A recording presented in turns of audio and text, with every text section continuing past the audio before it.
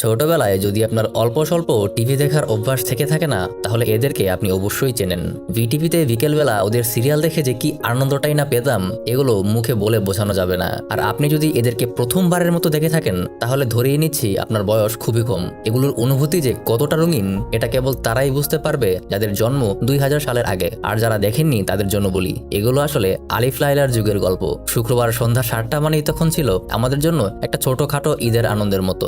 এগুলো এখনকার ছেলেমেয়েরা কখনোই বুঝবে না। যাই হোক, অনেক কথা বলে ফেললাম। এই ল্যারি, মো আর কার্লি, এদেরকে নিয়েই 2012 সালে সিনেমা বানানো হয়েছিল। সিনেমার নাম দি থ্রি স্টুজেস। অসাধারণ একটা সিনেমা। আগেই ওয়ার্নিং দিয়ে নিচ্ছি, এটা খুব খুব খুব হাসির একটা সিনেমা। হাসতে হাসতে টায়ার্ড হয়ে যাবেন, কথা দিলাম। তাই যথেষ্ট হাসির এনার্জি না থাকলে এই ভিডিওটা এখন দেখবেন না। তাহলে চলুন গল্প শুরু করা যাক। একদিন সকালবেলা হঠাৎ একটা গাড়ি এসে এই এতিমখানার সামনে একটা ব্যাগ ছুঁড়ে ফেলে দিয়ে চলে যায়। এতিমখানার একজন সিস্টার তখন এতিমখানার সামনে দাঁড়িয়েই ছিল, যদিও তার সিস্টার কম ব্রাদার বেশি মনে হয়। যাই হোক, সে কৌতূহলবশত ব্যাগটা খুলতে যায়। তখনই একটা ছোট হাত তার চোখের মধ্যে গুঁতো মারে, আর সে এইভাবে উল্টো হয়ে পড়ে যায়।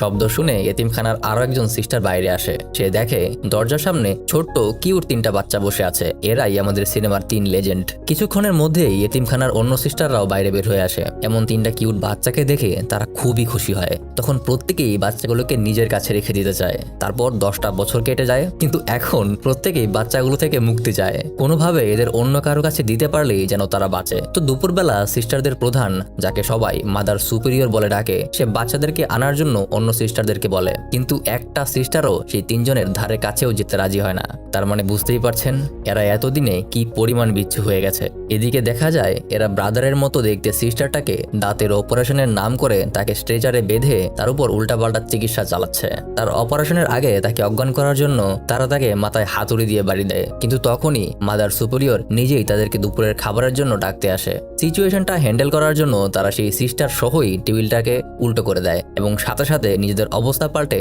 একদম ভদ্র বাচ্চার ভং ধরে ফেলে। মাদার সুপিরিয়রের কাছে খাবারের কথা শুনেই তারা 3জন সাথে সাথে দৌড়ে নিচে চলে যায়। খাবারের মাঝেই একজন সিস্টার এসে মাদার সুপিরিয়রকে বলে একটা কাপল আসছে তাদের এতিমখানা থেকে একজন বাচ্চাকে দত্তক নেওয়ার জন্য। এটা শুনেই মাদার সুপিরিয়র বাচ্চাদেরকে তাড়াতাড়ি রেডি করার জন্য বলে।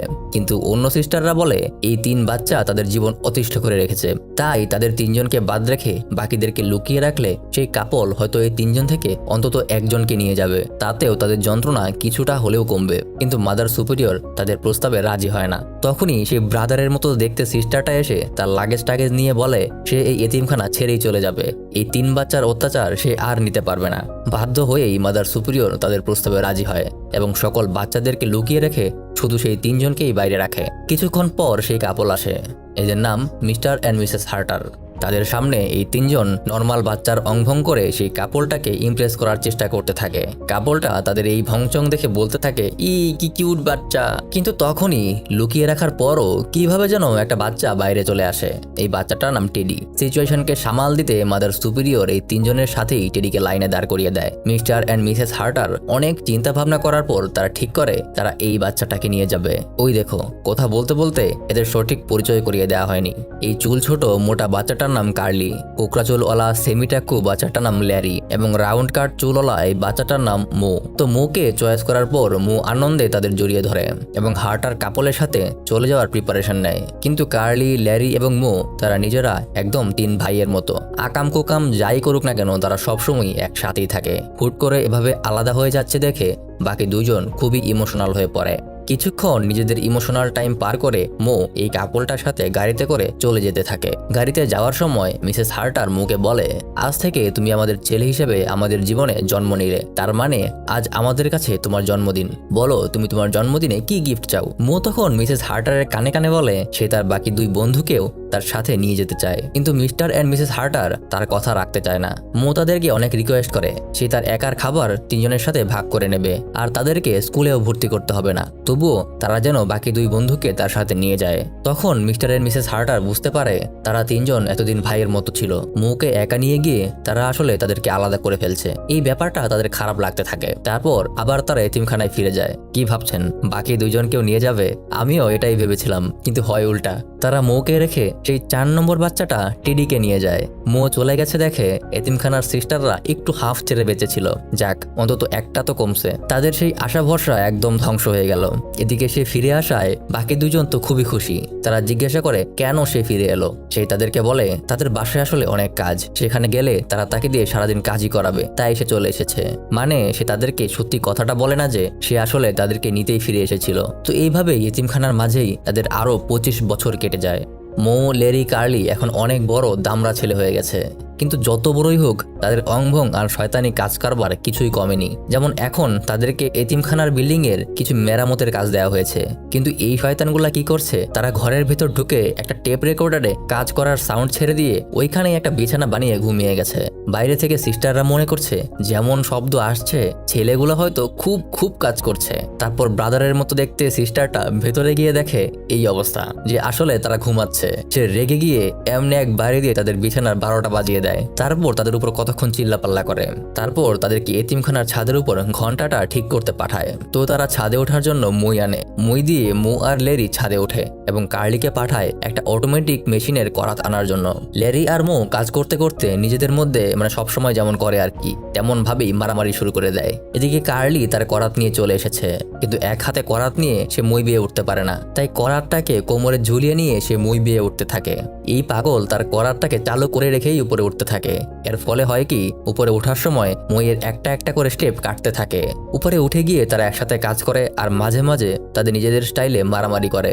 এইদিকে আবার এতিমখানায় একজন উকিল এসে মাদার সুপিরিয়রকে জানায় এতিমখানার অনেক ঋণ জমা আছে এবং সেগুলো পরিশোধ করতে না পারলে 30 দিনের মধ্যেই এই এতিমখানাটি বন্ধ করে দিতে হবে। আসলে এই ঋণগুলো পুরোটাই হয়েছে মূলত এই 3 জনের শয়তানি কাজকর্মের কারণে। মাদার সুপিরিয়র ঠিক করে ব্যাপারটা আগে তাদের জানানো উচিত। তাই সে ব্রাদার লাইক সিস্টারটাকে পাঠায় সেই 3 জনকে ডেকে আনতে। সে যখন তাদেরকে ডাকতে আসে সে দেখে তার দিকে একটা হাতুড়ির মাথা উড়ে আসছে। কোনো মতনে নুয়ে গিয়ে সে হাতুড়ির আঘাত থেকে বাঁচে আর হাতুড়িটা পরে গিয়ে একটা বালতিতে। আসলে মৌ লেরিকে হাতুড়ি দিয়ে বাড়ি দিতে যাচ্ছিল, সেই কারণেই হাতুড়ির মাথাটা এভাবে উড়ে আসে। রেগে গিয়ে সিস্টার উপরে উঠতে গিয়ে দেখে মৌয়েরও 12টা বেজে আছে। তখনই আবার লেরি ঘন্টাটা ঠিক করতে গিয়ে ঘন্টাটাই নিচে ফেলে দেয়। ঘন্টা গিয়ে পড়ে একদম সিস্টারের মাথায়। সিস্টার তো ওখানেই বেহুশ। শব্দ শুনে নিচে তাকিয়ে সিস্টারকে বেহুশ দেখে তারাও টাসকি খেয়ে যায়। তার হুঁশ ফিরিয়ে আনার জন্য যেই তারা নিচে নামতে যাবে তখনই ভাঙা মইয়ে পা দিয়ে উল্টে গিয়ে তারা আবার সিস্টারের উপরই পড়ে। কার্লিও তাদের মতো করেই নামার চেষ্টা করতে গিয়ে মইয়ে 2 পা দুদিকে দিয়ে আটকে থাকে।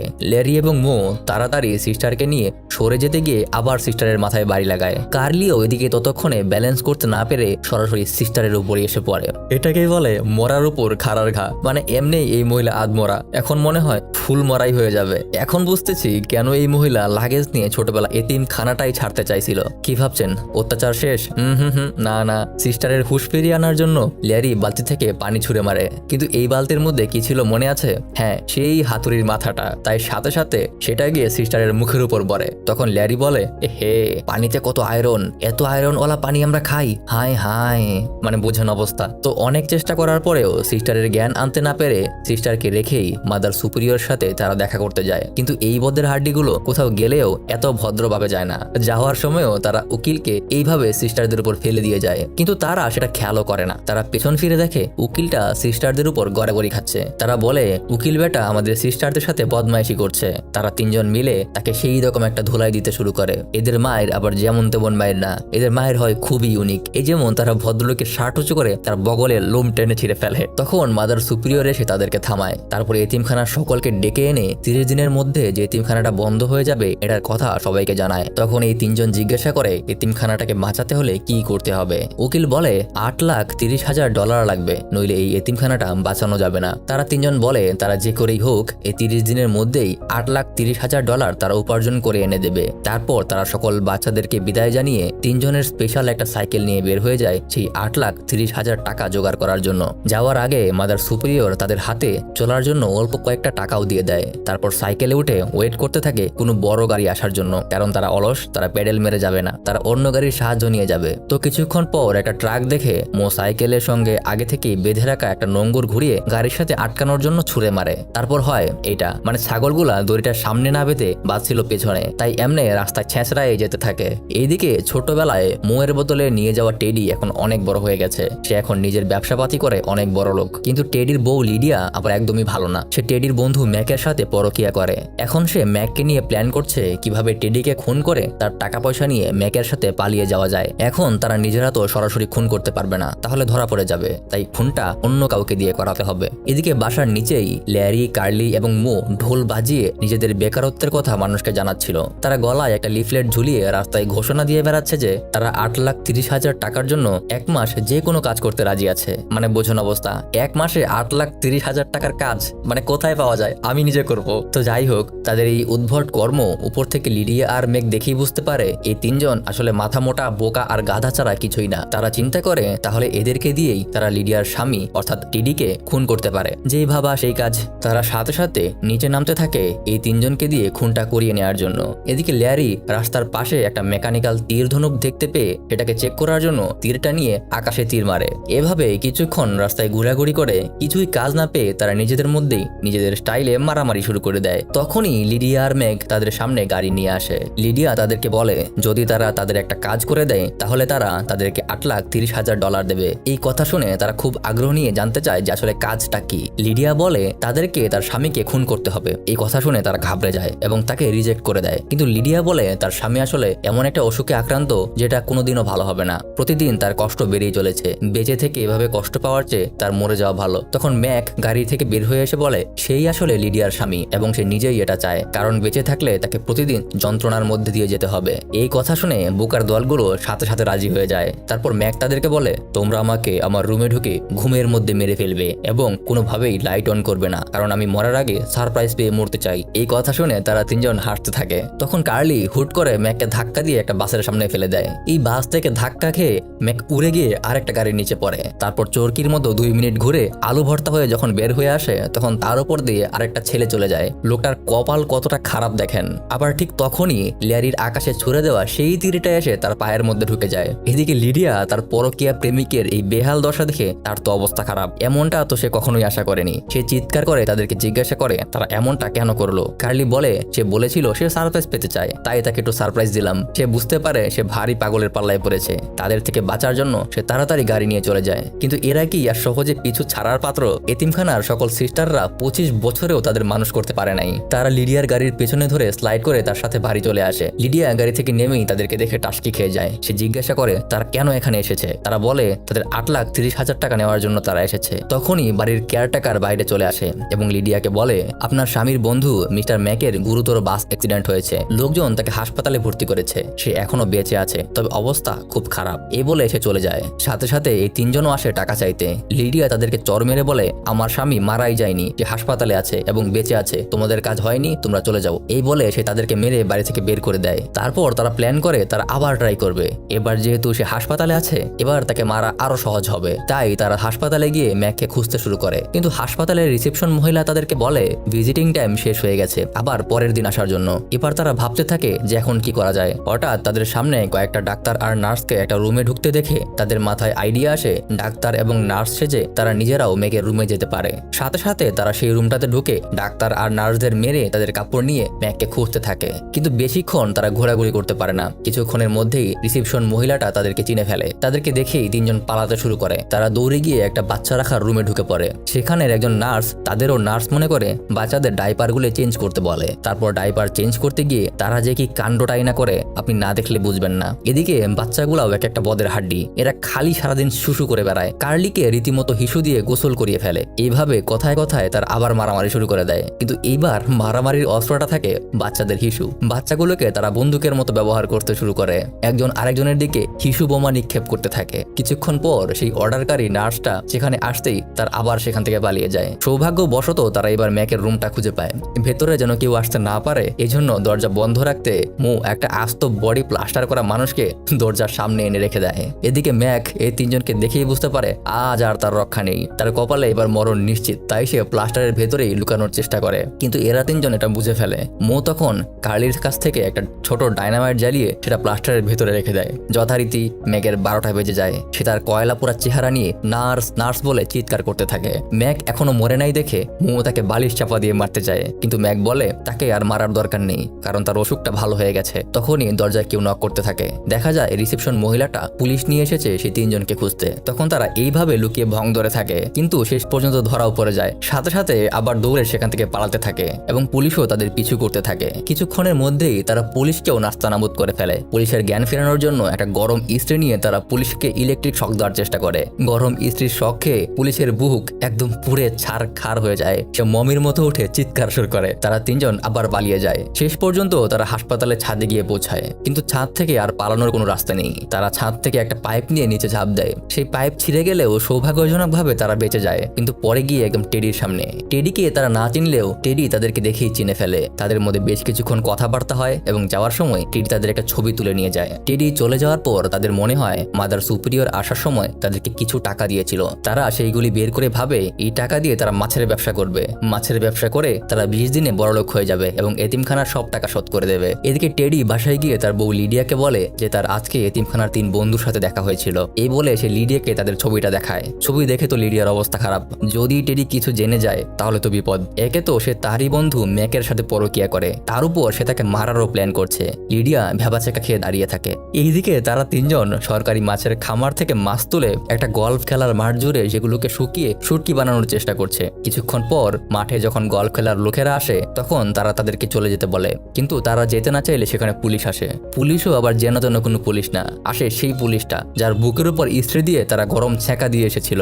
বেচারার বুকের দাগ হয়তো এখনো যায়নি। তাদের দেখেই পুলিশ তো রেগে মেগে আগুন, ছাগলের দল, আজকে তোদের ধরবই। কিন্তু এই তিনজনকে ধরা কি আর এত সোজা? তারা আবার পুলিশকে নাস্তানাবুদ বানিয়ে পালিয়ে যায়। পালাতে পালাতে তারা একটা গলির ভেতরে ঢুকে একটা দরজা দেখতে পায়, কিন্তু দরজাটা আবার লক করা। দরজা খুলে ভেতরে ঢুকতে না পারলে আবার পুলিশও চলে আসবে। তারা কার্লির শক্ত মাথা ব্যবহার করে সেই দরজাটা ভেঙে ভেতরে ঢুকে পড়ে। ভেতরে গিয়ে দেখে সেখানে কিছুই নেই, শুধুমাত্র কিছু লাইট জ্বলছে। তারপর নিজেদের ভেতরে কথা কাটাকাটি করে আবার তাদের নিজস্ব স্টাইলে মারামারি শুরু করে দেয়। তাদের এই মারামারি বাইরে থেকে দেখতে খুবই কিউট আর হাস্যকর লাগে, তাই না? যাই হোক, তারা মারামারি করার পর একসময় ল্যারি বলে ছোটবেলায় যদি মো চলে যাইতো তাহলেই ভালো হতো। মই আসলে সকল সমস্যার কারণ। মোয়ের কারণেই তাদের দুইজনকেও অন্য কোনো পরিবার দত্তক নেয়নি। এটা শুনে মো খুব কষ্ট পায়। সে তখনই তাদেরকে কড়া কথা বলে সেখান থেকে চলে যেতে বলে। কার্লি আর মো মন খারাপ করে সেখান থেকে চলে যায়। পুরো সিনটাই আস্তে আস্তে হাসি থেকে ইমোশনাল হয়ে যায়। মো মাথা নিচু করে দাঁড়িয়ে থাকে। তখনই রুমের সব লাইট জ্বলে ওঠে। দেখা যায় সে আসলে এতক্ষণ একটা স্টেজে দাঁড়িয়েছিল। তার সামনে ক্যামেরা নিয়ে পুরো একটা সিনেমার টিম বসে আছে। ডিরেক্টর উঠে এসে বলে সে তার রিয়েলিটি টিভি শো এর জন্য এমন কাউকেই খুঁজছিল। মোকে তাদের অনেক ভালো লেগেছে। মো তো অনেক খুশি। এদিকে ল্যারি আর কার্লি ভ্যাগাবন্ডের মতো একটা চিড়িয়াখানায় ঘুরে বেড়াচ্ছিল। সেই চিড়িয়াখানায় আবার ম্যাক আর লিডিয়া তাদেরকে বন্দুক নিয়ে মারতে এসেছিল, কারণ তারা থাকলে তারা যে কোনো সময় টেডির কাছে ধরা পড়ে যেতে পারে, যেহেতু তারা টেডির ছোটবেলার বন্ধু। তারা প্ল্যান করে তারা চিড়িয়াখানার পেছন দিয়ে দেয়াল টপকে ঢুকে চুপি চুপি ল্যারি আর কার্লিকে গুলি করে চলে আসবে। ল্যারি আর কার্লি খুব আনন্দে চিড়িয়াখানার ভেতরে ঘুরছিল। ম্যাক চিড়িয়াখানার পেছন দিক দিয়ে বন্দুক নিয়ে লিডিয়ার নাকে মুখে পা দিয়ে কোনো মতনে দেয়াল পার করে চিড়িয়াখানার ভেতরে ঢোকে। কিন্তু এই লোকটার কপাল এত খারাপ মানে কি আর বলবো। এবার সে গিয়ে ল্যান্ড করে সিংহের খাঁচার ভেতরে, কিন্তু তাও ভালো সিংহটা শিকল দিয়ে বাঁধাই ছিল। এটা দেখে সিংহটাকে নিয়ে সে মস্করা করতে শুরু করে। পাশেই আবার ল্যারি একটা ডলফিনকে বাঁচানোর চেষ্টা করছিল। ডলফিনটার নাকের ভেতরে একটা বাদাম ঢুকে গিয়েছিল। ল্যারি সেটাকে জড়িয়ে ধরে জোরে চাপ দেয়। তখনই সেই বাদামটা উড়ে গিয়ে লাগে একদম সিংহের ঝুলির উপরে। সিংহ তো রেগে আগুন, তার ঝুলির উপরে আঘাত। সে শিকলটা ছিঁড়ে ম্যাককে ধাওয়া করে। আগেই বলেছিলাম এই লোকটার কপাল বেশি ভালো না। সেই দিন রাতের বেলা টেডি লিডিয়ার সাথে বসে টিভি দেখছিল। হঠাৎ সে দেখতে পায় মোকে টিভিতে দেখাচ্ছে। মো একটা বিখ্যাত টিভি রিয়েলিটি শোতে অংশ নিচ্ছে। মোকে দেখে তো টেডি খুবই খুশি হয়। মো এদিকে টিভি শো এর মাঝেও তার স্টাইলে জনগণকে মাইরে দিয়ে বেড়ায়। কিন্তু ল্যারি আর কার্লি মুখে খুব মিস করে। তারা মুখে হারিয়ে গেছে লিখে কিছু লিফলেট বানিয়ে মানুষকে সেগুলো বিলি করতে থাকে। কোথাও মুখে না পেয়ে তারা ভাবে মো হয়তো এতিমখানায় ফিরে গেছে, তাই তারাও এতিমখানায় ফিরে যায়। সেখানে গেলে সিস্টাররা তাদেরকে বলে মো এখন টিভি শোতে কাজ করে। এতিমখানার সিস্টাররাও তার শো নিয়মিত দেখে। তারপর এতিমখানার একটা অসুস্থ বাচ্চাকে সে দেখতে যায়। সেখানে গিয়ে তারা জানতে পারে মূলত তাদের অপকর্মের জন্যই এতিমখানার এত ঋণ হয়ে গেছে। এখন তাদের কাছে বাচ্চাদের চিকিৎসা করার মতো মেডিকেল ইন্স্যুরেন্স নেই। এটা শুনে তারা খুব কষ্ট পায়। তারা আবার রাস্তায় গিয়ে থাকতে শুরু করে আর মাঝে মাঝে টিভি দোকানের সামনে গিয়ে মোয়ের রিয়েলিটি শোটা দেখে। এদিকে মোয়ের এই রিয়েলিটি শো তার এই উদ্ভট কর্মকাণ্ডের জন্য দিন দিন সব জায়গায় জনপ্রিয় হয়ে যাচ্ছে। কিছুদিন পর ল্যারি আর কার্লি চিন্তা করে তারা টেডির সাথে দেখা করে তার কাছে এতিমখানার জন্য হেল্প চাইবে। তাই তারা তার অফিসে যায়। সেখানে গিয়ে জানতে পারে টেডি তার বিয়ের অ্যানিভার্সারির জন্য প্রস্তুতি নিচ্ছে, তাই সে অফিসে নেই, কিন্তু মিস্টার হার্টারকে তারা সেখানে পেয়ে যায়। তারা মিস্টার হার্টারকে 8,30,000 টাকা দিয়ে তাদেরকে হেল্প করতে বলে, কিন্তু হার্টার বলে সে এত টাকা দিয়ে তাদের হেল্প করতে পারবে না। কথায় কথায় মো এর প্রসঙ্গ আসলে সে জানায় ছোটবেলায় মো আসলে তাদের দুজনের জন্যই তার সাথে আসতে রাজি হয়নি, সে তাদের দুজনকেও সাথে নিয়ে যেতে চেয়েছিল। এটা শুনে তারা দুজন খুবই ইমোশনাল হয়ে পড়ে। অজান্তে তারা মুখে সেদিন কত কথাই না বলে ফেলেছে। তাদের এটা করা একদমই উচিত হয়নি। তখনই সে অফিসে টেডির পাশে লিডিয়ার ছবি দেখতে পায়। লেডি গিয়ে রিসেপশনের মহিলাকে লিডিয়ার কথা জিজ্ঞাসা করে। মহিলা বলে এটা টেডির বউ। লেডি তো অবাক, তাহলে পাশের লোকটাকে? মহিলা জানায় ওটা টেডিরই বন্ধু। এবার লেডি বুঝে যায় লিডিয়া আসলে টেডির সাথে চিট করে তাকে মারার প্ল্যান করছে। তারা সাথে সাথে দৌড়ে টিভি শোয়ের অফিসে যায় মোয়ের সাথে দেখা করতে। লেডি আর কার্লি মুখে টেডির কথা সবকিছু খুলে বলে। তারপর তারা তিনজন রওনা হয় টেডিকে সবকিছু জানানোর জন্য। এদিকে তখন লিডিয়া আর টেডির অ্যানিভার্সারির পার্টি চলছে। অনুষ্ঠানে ম্যাক আর লিডিয়া আবার নতুন করে টেডিকে মারার প্ল্যান করতে থাকে। দুর্ভাগা ম্যাক সিংহের থাবাকে তার মুখের কি অবস্থা হয়েছে দেখছেন, মনে হইতেছে চেহারাটার উপর কেউ লাঙ্গল চালাইছে। মিস্টার হার্টার এসে তার চেহারার বেহাল দশা দেখে জিজ্ঞাসা করে তার কি হয়েছে। ম্যাক বলে তাকে নাকি বিলায়ে খামচি দিছে, মানে বোঝেন। যাই হোক, এদিকে তারা তিনজন তাদের অসাধারণ একটা রাজকীয় কুত্তার গাড়িতে করে অনুষ্ঠানে এসে পৌঁছায় এবং সফলভাবে গার্ডের উপর ল্যান্ড করে। যথারীতি গার্ড তাদেরকে ভেতরে ঢুকতে দেয় না। তারপর তারা বেলুনওয়ালা সেজে অন্য একটা গেট দিয়ে পার্টির ভেতরে ঢুকে পড়ে। সব বেলুনগুলি কার্লির হাতে ধরিয়ে দিয়ে মো আর লেরি টেডিকে খুঁজতে চলে যায়। কার্লিও একটু পর সকল বেলুনগুলো একটা বাচ্চার হাতে ধরিয়ে দেয় আর সেই বাচ্চা বেলুন সহ আকাশে ঘুরে যেতে শুরু করে। মো নিজে টেডিকে খুঁজতে ব্যস্ত থাকলেও লেরি আর কার্লি সবকিছু ভুলে খাওয়া দাওয়া নিয়ে ব্যস্ত হয়ে পড়ে। এটা দেখে মো বিরক্ত হয়ে এসে তাদের সাথে মারামারি শুরু করে দেয়। মো কার্লিকে একটা অ্যাকুরিয়ামে চুপিয়ে রাখে। কার্লির মুখে একটা বড় চিংড়ি মাছ আটকে যায়। এটা দেখে লেরি হাসলে মো সেটাকে লেরির টুনটুন জায়গায় দিয়ে দেয়। লেরি তাড়াতাড়ি সেটাকে বের করে, তারপর উপরে ছুঁড়ে মারে আর সেটা গিয়ে পড়ে লিডিয়ার মুখে। লিডিয়া তাদেরকে দেখেই সে সাথে সাথে ম্যাককে সেটা জানায়। হঠাৎ সবাই খেয়াল করে একটা মেয়ে বেলুন ধরে উপরে আটকে আছে। লেরি সাথে সাথে তাকে বাঁচানোর জন্য একটা বন্দুক নিয়ে আসে এবং প্ল্যান করে গুলি করে বন্দুক ফাটানোর জন্য। মো তখন তার কাছ থেকে বন্দুকটা কেড়ে নিয়ে বলে গুলি দিলে বাচ্চাটার গায়ে লাগবে, গাধা কোথাকার। এই বলে সে বন্দুক দিয়ে লেরির মাথায় মারে, কিন্তু বন্দুক থেকে গুলি বের হয়ে কয়েকটা বেলুন ফুটিয়ে দেয় আর মেয়েটাও এসে পড়ে একদম অনুষ্ঠানের কেকের উপরে। চারদিক থেকে অনুষ্ঠানের গার্ডরা তখন তাদেরকে ধরতে আসলে তারা দৌড়ে বাড়ির ভেতরে ঢুকে পড়ে। এক দৌড়ে তারা চলে যায় টেডির রুমে। লিডিয়া আগেই ওষুধ খাইয়ে টেডিকে দুর্বল করে রেখেছিল, তাই সে তেমন একটা শক্তি পায় না। তারা তিনজন টেডিকে সব বলে দেয়। তখনই ম্যাক লিডিয়াকে নিয়ে রুমে এসে ঢুকে এবং বন্দুক বের করে। তখনই আবার মিস্টার হার্টার আরেকটা বন্দুক নিয়ে রুমে আসে এবং ম্যাককে বন্দুকটা ফেলে দিতে বলে। তখন টেডি বলে ম্যাক তুই আমার সবচেয়ে ভালো বন্ধু হয়ে এটা কিভাবে করতে পারলি? কিন্তু তখন মিস্টার হার্টার বলে সে আসলে কিছুই করেনি, করেছে সবকিছু সে নিজে। সাথে সাথে লিডিয়া তার কাছে চলে যায়। আসলে এতদিন মিস্টার হার্টার লিডিয়াকে দিয়েই সব করাচ্ছিল। তারপর মিস্টার হার্টার সবাইকে বন্দুক দেখিয়ে গাড়িতে করে দূরে নিয়ে যেতে থাকে যেন তাদের খুনের কোনো প্রমাণ না থাকে। গাড়িতে বসে সে বলে আসলে সকল সম্পত্তি ছিল তার বউয়ের, তার মরার পর সে সকল সম্পত্তি টেডির নামে করে দিয়ে যায়, তাই সে এগুলো করছে। তখনই কার্লির পোশাক ইঁদুরটা বের হয়, সে সেটা লিডিয়ার উপর ছেড়ে দেয়। বেশিরভাগ মেয়েরাই ইঁদুর, টিকটিকি, তেলাপোকা এসব দেখলে প্যানিক করতে থাকে। লিডিয়া ইঁদুর দেখে বন্দুক রেখে চিৎকার শুরু করতে থাকে। ফলাফলস্বরূপ গাড়ি অ্যাক্সিডেন্ট করে একটা ডোবায় গিয়ে পড়ে। তাদের গাড়ি ডুবে যায়। গাড়ির ভেতরে পানি ঢুকতে শুরু করে। তারা সবাই এক জায়গায় জড়ো হয়ে কোনো মতনে অক্সিজেন নিতে থাকে। এর মাঝে আবার কার্লি মারে পাদ, মানে এমনি পানির নিচে বাঁচার অক্সিজেন নাই, তার উপর পাদের গন্ধে অবস্থা খারাপ। হঠাৎ মনে পড়ে কার্লির কাছে প্রায় ডাইনামাইট থাকে, সেটা ব্যবহার করে তার গাড়ির জানালা ব্লাস্ট করে এবং গাড়ি থেকে বের হয়। তারপর সেই বাংলা সিনেমার মতোই সবার লাস্টে পুলিশ আসে আর ক্রিমিনালদের অ্যারেস্ট করে নিয়ে যায়। তবে এই গল্প এখানেই শেষ না, আরেকটু বাকি আছে। তারা তিনজন এসে টেডির কাছে এতিমখানা বাঁচানোর জন্য $8,30,000 চায়, কিন্তু টেডি বলে অন্য কিছু যাওয়ার জন্য। এতিমখানার সিস্টাররা তাকে এমন একটা খারাপ বাবার কাছে তুলে দিয়েছিল, তাই সে কিছুতেই এতিমখানাকে সাহায্য করবে না। হতাশ হয়ে তারা তিনজন এতিমখানায় ফিরে যায়। গিয়ে দেখে সবকিছুতে তালা দেওয়া। তারা কিছুক্ষণ মন খারাপ করে দাঁড়িয়ে থাকে। তারপর হঠাৎ পাশ থেকে বাচ্চাদের শব্দ শুনতে পায়। সেখানে গিয়ে তারা দেখে এতিমখানার সকল বাচ্চারা একটা মিনি পার্কের মতো আনন্দ করছে। এখানে একদম নতুন একটা এতিমখানা গড়ে উঠেছে। বাচ্চারা সব খেলাধুলা করছে, সিস্টাররাও আনন্দ করছে। তারা তো এসব দেখে অবাক, হচ্ছেটা কি এসব? তারা এগিয়ে গিয়ে জানতে পারে পুরোটাই হয়েছে আসলে মোয়ের রিয়েলিটি শো এর টাকা দিয়ে। রিয়েলিটি শো এর ডিরেক্টর মোয়ের টাকা দিয়ে নিজেই এতিমখানাটা বানিয়ে দিয়েছে। তারপর তাদের শো এর পরের বারের সিজনের জন্য তারা তাদের তিনজনকেই নিতে চায়। আর এভাবেই শেষ হয়ে যায় সিনেমাটি। আশা করি ভিডিওটি আপনাদের ভালো লেগেছে। ভালো লাগা মন্দ লাগা সবকিছুই আমাদের কমেন্টের মাধ্যমে জানাবেন। আমরা কিন্তু আপনাদের সব কমেন্ট পড়ি। এতক্ষণ আপনাদের সাথে ছিলাম আমি মারুফ। আসসালামু আলাইকুম। আল্লাহ ভালো রাখুক সবাইকে।